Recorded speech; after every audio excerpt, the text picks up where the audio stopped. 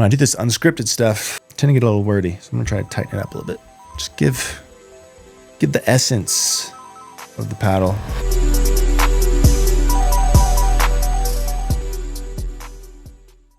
Hey everyone, Braydon with Pickleball Effect here. Today we're gonna do an unscripted review of 4 different paddles I've been playing with for the last month. I have the Engage Pursuit Pro1 Innovations. I have the J2K Plus from Honolulu. I have some paddles from Revolin.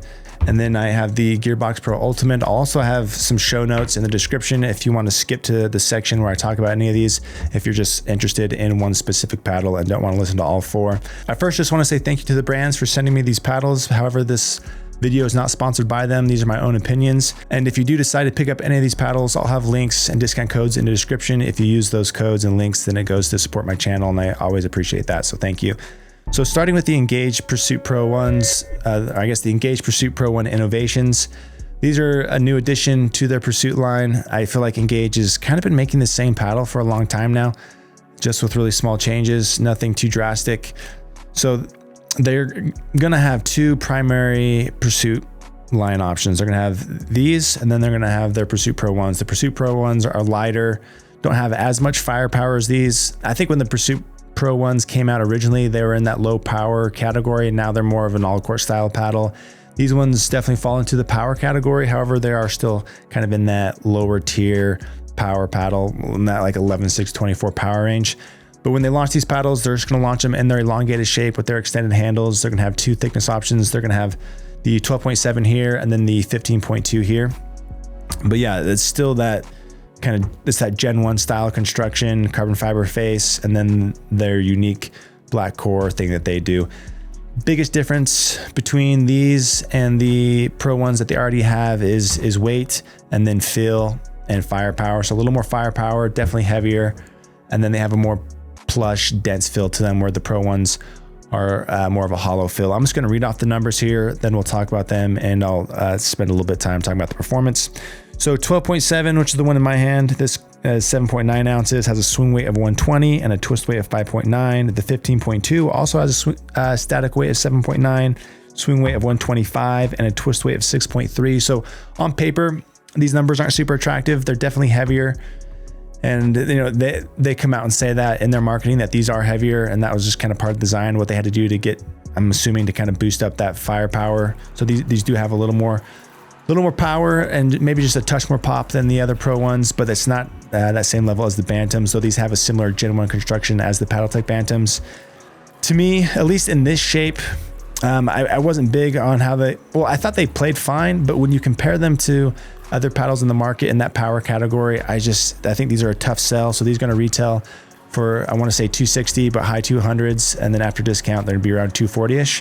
But in that power category, and especially at this price point, you're competing with Yola and Paddle Tech, which are 2 of the most popular power paddles. When I stack these up against the Yola Pro 4s, they're not as forgiving, they're not as powerful, and Yola has more shape options at the moment. So Yola and the Yolas are lighter, and so there's more performance benefits in the Yola series. If I compare these directly to the Bantams, the Paddle Tech Bantams, which are probably more, you know, like a side-by-side comparison, because they're both a Gen 1 style build, they're both made in America and things like that.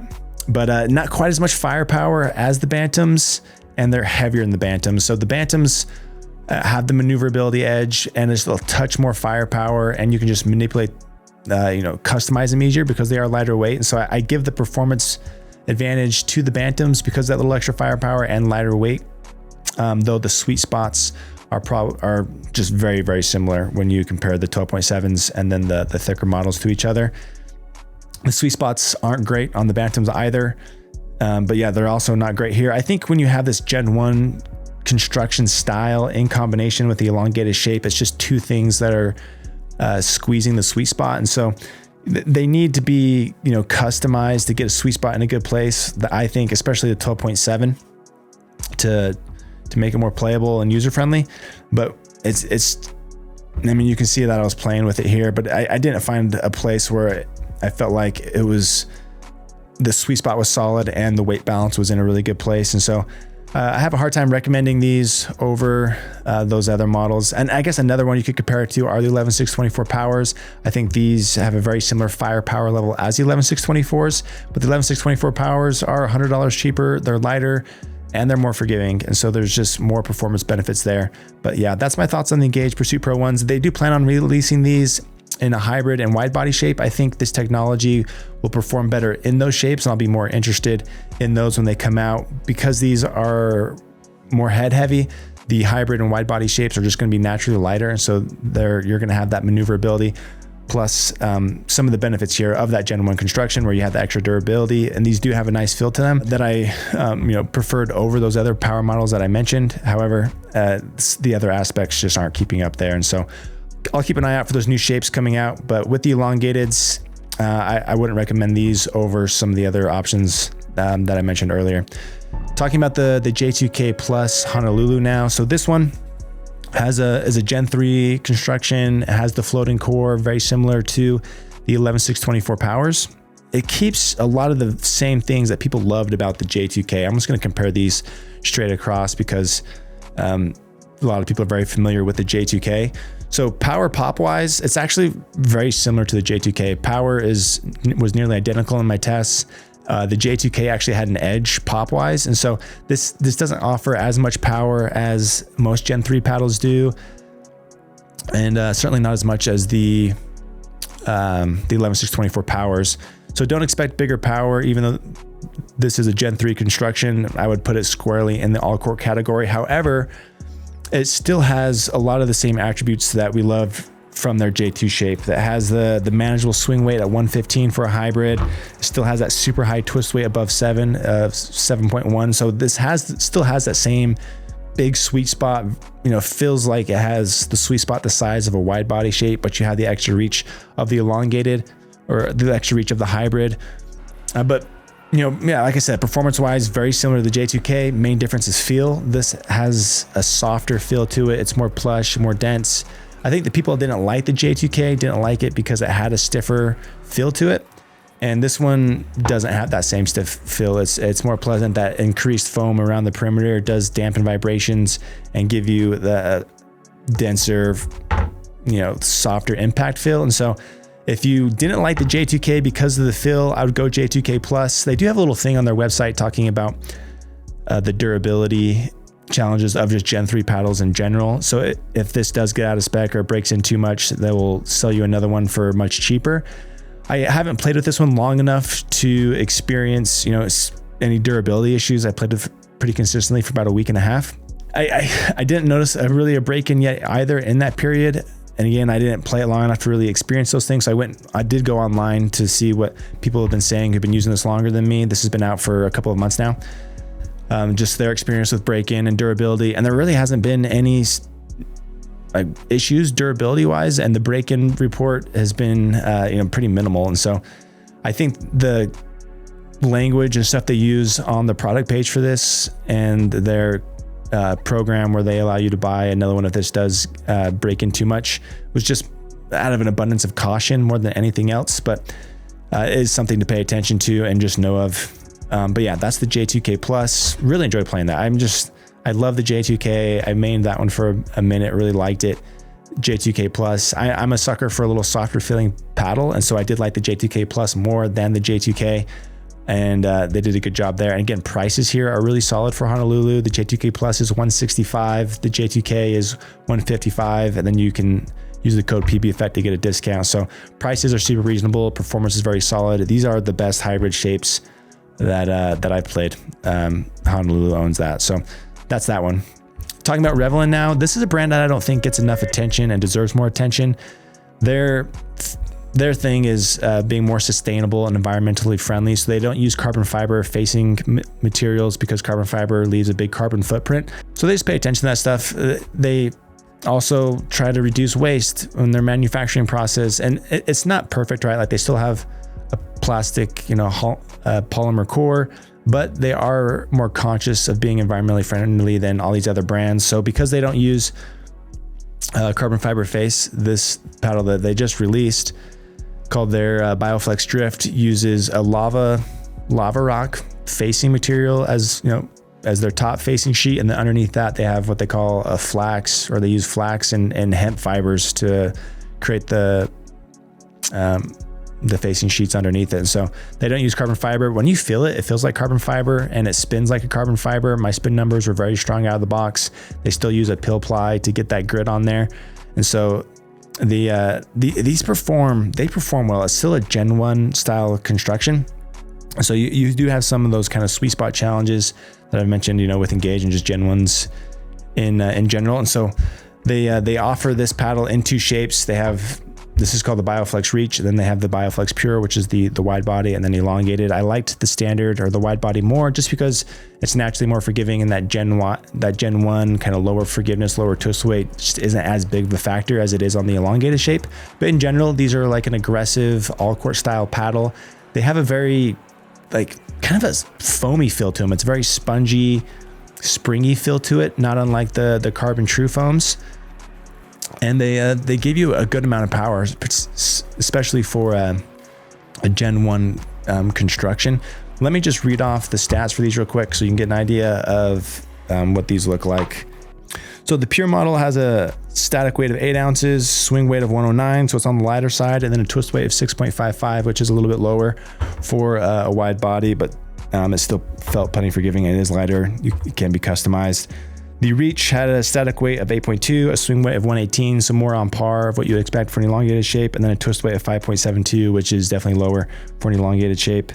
But yeah, preferred this one, kind of all-court leading power with that really pleasant, plush, kind of spongy feel to it that I think a lot of people will like. They also have another model I wanted to mention real quick called their Pro Series. It's their Revo Pro Series. They have a Reach and a standard model here too.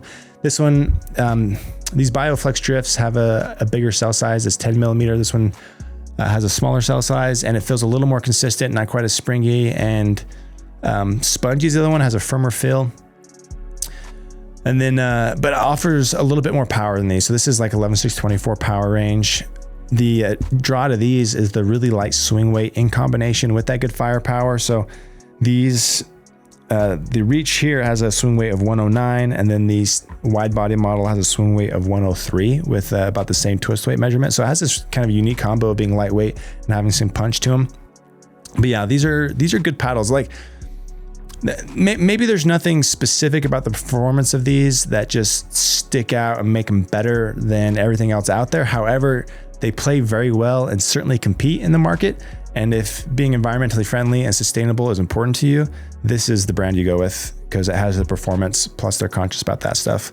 Last paddle I'm going to talk about here is the Gearbox Pro Ultimate 14. So this is the paddle that Gearbox announced after their Pro Power was announced being sunset from USAP for being too powerful.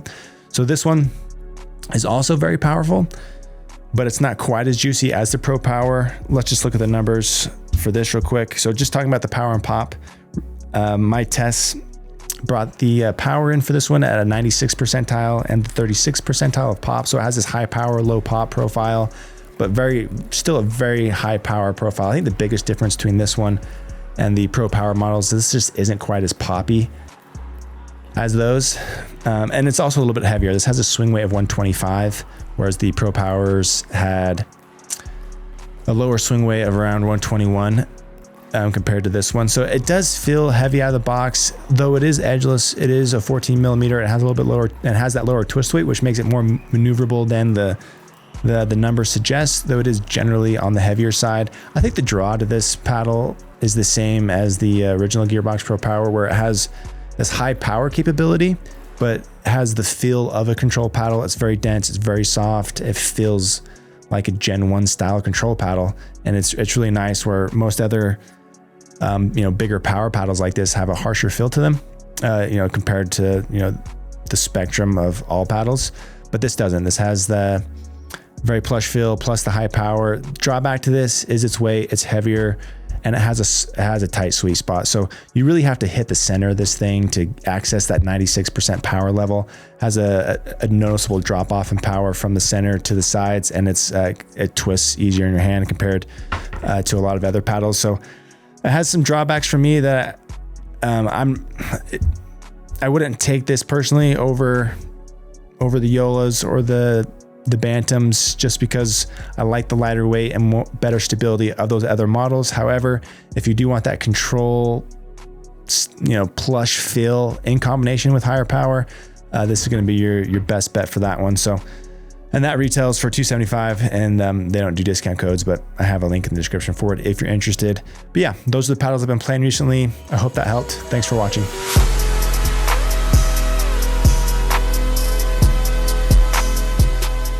All right, hey guys, Aaron the editor here. So I'm editing this video.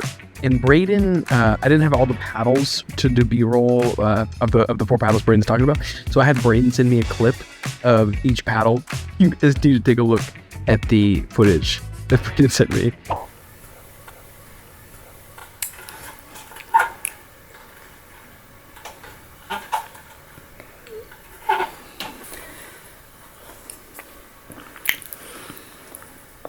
He's literally laying on the ground like this, holding individual paddles up for the B-roll. But then not only does he go through all these hoops to do it, the paddle's not even in focus. So I can't really even use this B-roll other than just to make it a derpy meme. But I love you, Braydon. Nice try. Thank you, but I can't use it.